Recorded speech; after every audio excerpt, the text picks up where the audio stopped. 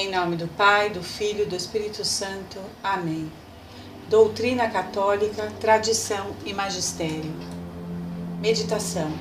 Quem poderá odiar verdadeiramente o pecado, se o amou até a hora de sua morte?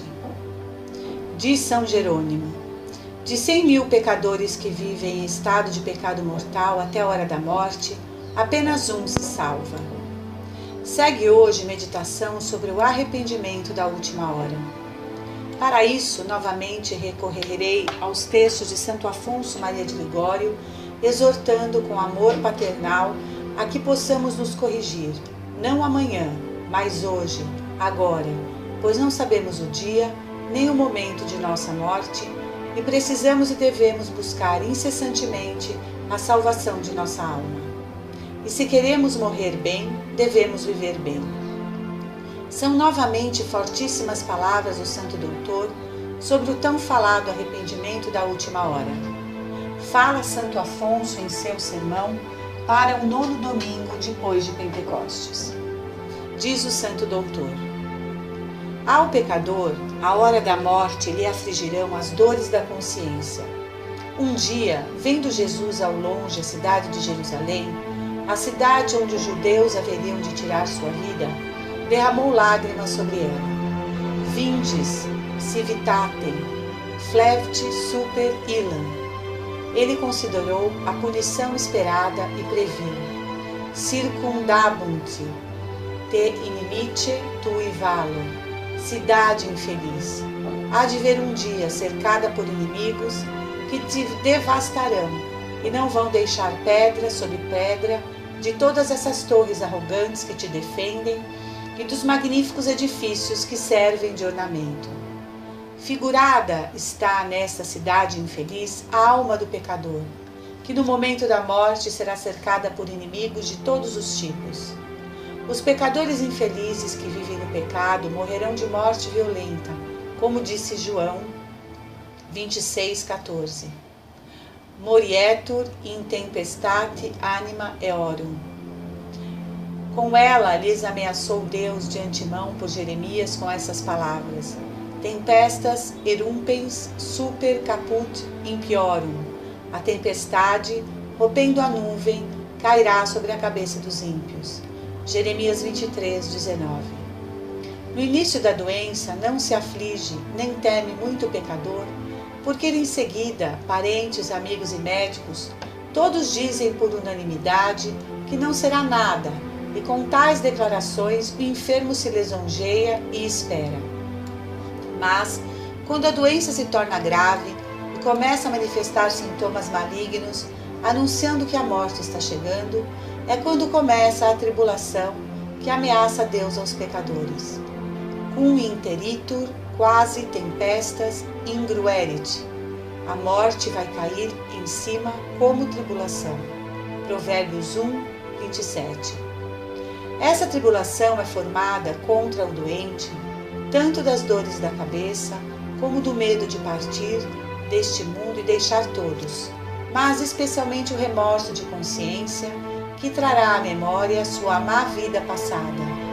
Venient in cogitatione peccatorum suorum timidi, et traducendes illos ex adverso iniquitates ipsorum. Sabedoria 4:20. Em seguida, irão se apresentar à sua consciência todos os pecados que cometeu durante sua vida e ficarão surpresos ao contemplar. Seus pecados se levantarão contra ele para acusá-lo e irá convencê-lo que merecia o inferno.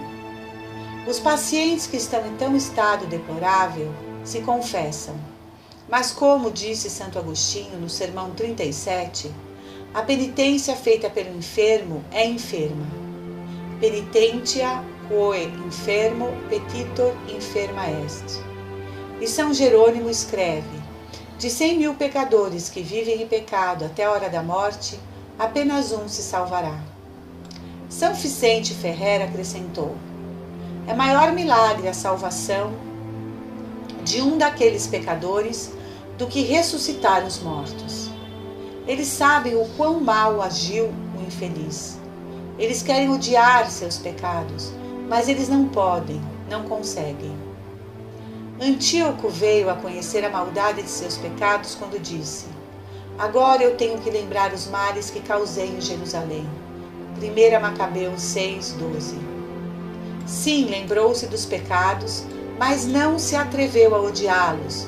Desesperado e deprimido, morreu numa grande tristeza, dizendo: et pereo magna tristitia. Eis que eu morro numa profunda melancolia. A mesma coisa aconteceu com Saul no momento da morte, como São Fulgêncio ensina. Conheceu seus pecados, temeu o castigo que merecia por eles, mas não os odiou. Oh, como é difícil um pecador que viveu muitos anos em pecado se converta sinceramente na hora da morte, tendo a mente obscurecida e o coração endurecido. Tem um coração duro, disse Jó, como uma pedra, e apertado como uma bigorna de ferreiro. Ou seja, o pecador durante sua vida, em vez de suavizar-se nas graças e inspirações divinas, se endurece mais como a bigorna se endurece para os golpes do martelo. Então esta dureza estará pior na hora da morte. E lemos em Eclesiástico que o coração duro vai terminar mal no final de sua vida, e quem ama o perigo nele perecerá. De fato, tendo amado o pecado até a morte, amou ao mesmo tempo o perigo de sua condenação, e por isso, justamente, permitirá a Deus que pereça no perigo que viveu até a morte. Santo Agostinho diz: o pecador que deixa o pecado quando se vê abandonado dele, dificilmente o detestará na hora da morte. Mas como poderá odiar de coração o pecado se o amou até a hora da morte? Ele também deve amar o inimigo que até então odiava. Oh, que montanhas serão estas, tão difíceis de superar! É mais difícil de acontecer o que aconteceu com alguns cidadãos que tinham reservado muitos animais ferozes a fim de remover as correntes e soltar contra os inimigos. Mas em seguida que foram soltos, em vez de atacar os inimigos, eles devoraram os que o prenderam. Quando o próprio pecador quer banir as inquietações, as iniquidades dele, ele vai acabar em ruínas, ou com a complacência dos objetos que até então amou, ou com o desespero do perdão, ao contemplar a multidão de pecados. Garante o profeta que o homem justo não terá final feliz. São Bernardo diz: o pecador no momento da morte será acorrentado com seus próprios pecados, e eles vão dizer: opera tua sumus, non te deseremus. Somos suas obras, e não queremos te deixar. Te acompanharemos ao juízo, e depois vamos te fazer companhia eterna no inferno. O pecador será afligido por demônios que lhe assaltam. João diz em Apocalipse 12:12 que o demônio no momento da morte vem com mais raiva e fúria do pecador, a fim de aproveitar o pouco tempo que lhe cabe para que não deixe escapar aquela alma. O Concílio de Trento diz que Jesus Cristo nos deixou o sacramento da extrema unção como uma forte defesa contra as tentações que o demônio nos ataca no momento da morte, acrescentando que nunca o inimigo combate com tanta violência para nos fazer perder a confiança na misericórdia divina como no fim de nossa vida. Seção 14, capítulo 9. Oh, quão terrível assaltos e ciladas do demônio no final da vida contra a alma dos pobres moribundos, mesmo aqueles que viveram de forma santa. Na vida de Santo André Avelino, se lê que no momento de sua agonia, travou um combate feroz contra o inferno que abalou todos os religiosos que estavam presentes, pois viam que a agitação lhe inchou o semblante e ficou todo negro, que o corpo tremia e em seus olhos corria um rio de lágrimas. Todos choraram com compaixão e ficaram chocados vendo o santo morrer desta forma, mas em seguida se consolaram ao ver que, presenteando-lhes uma imagem de Maria Santíssima, se recompôs inteiramente e exalou alegre sua alma bendita. Se acontece aos santos, o que vai acontecer com os pecadores infelizes, que viveram em pecado até a hora da morte? Então o demônio não vem atentá-los de mil maneiras para perdê-los eternamente, sem que também chame a seus companheiros para ajudá-lo. Quando alguém vai morrer, sua casa se enche de demônios para seu dano total.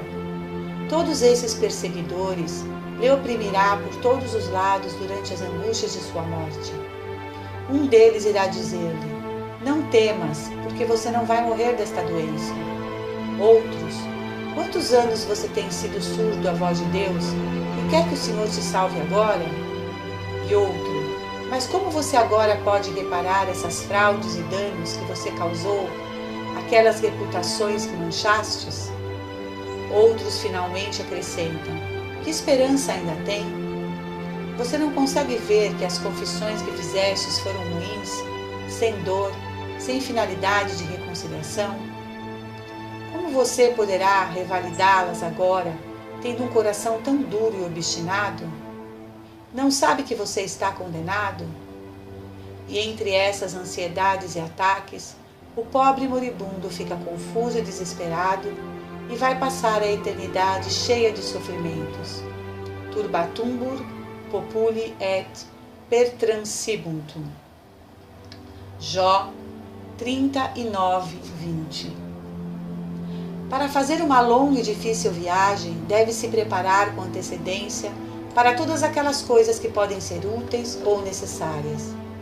A viagem para a eternidade devemos fazer entre inimigos duros e difíceis, tais como demônios, que não deverão deixar de lutar contra nós até nosso último suspiro. Nos são necessárias as boas obras, como a água para os que viajam pelas areias áridas da Líbia. O que será, portanto, dos pecadores nesta última jornada para a eternidade, quando se verem sem ter feito boas obras e rodeado por todos os lados de inimigos que só pensam em precipitá-lo no abismo do inferno? Afligem-lhe os tormentos da morte eterna. Ai daquele doente que cai na última doença, estando em pecado mortal. Aquele que vive em pecado até a morte, morrereis no vosso pecado. In peccato vestro morieminique. João 13:21. É verdade que a qualquer momento um pecador é convertido. Deus promete perdoar. Mas a nenhum pecador ele prometeu que ele permitirá que se converta na hora da morte. Isaías nos diz para buscar o Senhor enquanto podemos encontrá-los. De onde se conclui que haverá um tempo para alguns pecadores que buscarão a Deus e não poderão encontrá-lo. João 7:34. Se confessarão os desaventurados à hora da morte, prometerão, chorarão, buscarão a misericórdia de Deus, mas sem saber o que fazem. Para esses, lhes acontece mesmo que aconteceria a um que se vê sob os pés de seu inimigo e que ele tenha colocado a faca na garganta para matar. O infeliz choraria, pediria perdão, prometeria servir como um escravo por toda a sua vida.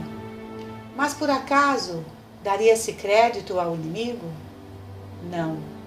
Antes creria que essas palavras foram fingidas para escapar de suas mãos, e em seguida, se você perdoar, ele odiaria ainda mais do que antes. Da mesma forma, Deus, vendo que todo arrependimento e promessas do pecador moribundo não saem do coração, mas são frutos do medo da condenação eterna, que parece tão perto, não concede o perdão, porque o temor que não está acompanhado pelo amor de Deus não pode justificar o pecador, como diz o Evangelho: qui non diligit menent in morte.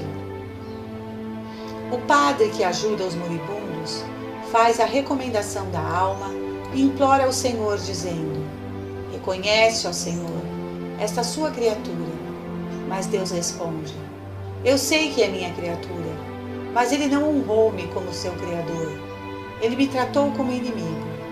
Ainda assim, segue suplicando o sacerdote, dizendo: não os acordeis de suas antigas iniquidades. E Deus diz: eu perdoaria os seus pecados cometidos no passado, em sua juventude, mas ele continuou desprezando-me até a hora da morte. Me voltaram a espada e não o rosto, e agora, no tempo da sua calamidade, querem que eu livre do castigo? Que chame os seus deuses, isto é, aquelas criaturas, riquezas, aqueles inimigos que amaram mais do que a mim. Pedi-lhes para vir agora para livrá-los do inferno que os espera. A mim somente tenho que castigar as ofensas que eles me fizeram. Eles rejeitaram as minhas ameaças, feitas aos pecadores obstinados, e não deram atenção a nenhuma delas. Então, meu dever é o de punir os crimes que cometeram. É tempo da minha vingança, e é justo que se execute. Concluindo esta discussão, diga-me se alguém em pecado contraísse uma doença que lhe fizesse perder a consciência, que compaixão não causaria ver-lhe morrer tão tristemente, sem sacramentos e sem nenhum sinal de arrependimento? E não é louco aquele que, tendo tempo para se reconciliar com Deus, continua em pecado ou se volta ao pecado, colocando-se em perigo de morrer de repente? Se o Senhor nos diz que o Filho de Deus virá para julgar na hora em que menos pensamos, uma morte inesperada pode acontecer a qualquer um de nós, como aconteceu com tantos outros homens. E deve ser lembrado que todas as mortes de homens de má vida são inesperadas.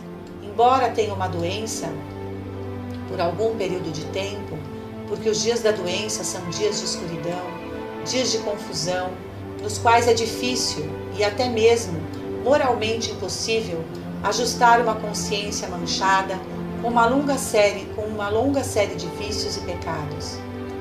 Diga-me, meus irmãos, se estivesse agora em perigo iminente de morrer, desenganado pelos médicos, lutando contra as agonias da morte, com quanta ansiedade gostaria que tivesse um mês inteiro ou uma semana para ajustar suas contas com Deus? Deus concede, por conseguinte, desta vez o chama e os faz saber do perigo que estás de condenar-se. Ocupe-se, portanto, do negócio de sua salvação. O que você espera? Que Deus o envie para o inferno? Vós viveis bem enquanto tiver tempo, enquanto viver na terra. Porque se for surpreso com a escuridão da morte, nada poderá fazer para garantir a sua salvação. Amanhã vou me emendar, diz o pecador enfurecido. E quem garante que você chegará ao amanhã? Isso significa que você ama mais o vício do que a Deus e despreza a inspiração divina que o Senhor envia para separar-te da borda do abismo em que você se encontra. Saiba, então, que quando quiser desviar-te dele, o Senhor te abandonará da mesma forma que você o desprezou. Porque está escrito que aquele que ama o perigo, nele perecerá. Ouça então, cristãos, dá hoje a espada ao pecado, não amanhã. Volte-se para Jesus Cristo que vos chama para o seu rebanho, com assobios amorosos, e vos espera de braços abertos para abraçá-lo. Assim fazê-lo através das entranhas de Jesus Cristo, e em seu nome eu lhe asseguro que este Pai amoroso dos pecadores perdoará os seus pecados e dar-lhe-ás a vida eterna. Fonte, sermão para o 9º domingo, depois de Pentecostes, Santo Afonso Maria de Ligório. Salve Maria! Senhor, dai-nos a fortaleza dos mártires. Em nome do Pai, do Filho e do Espírito Santo. Amém.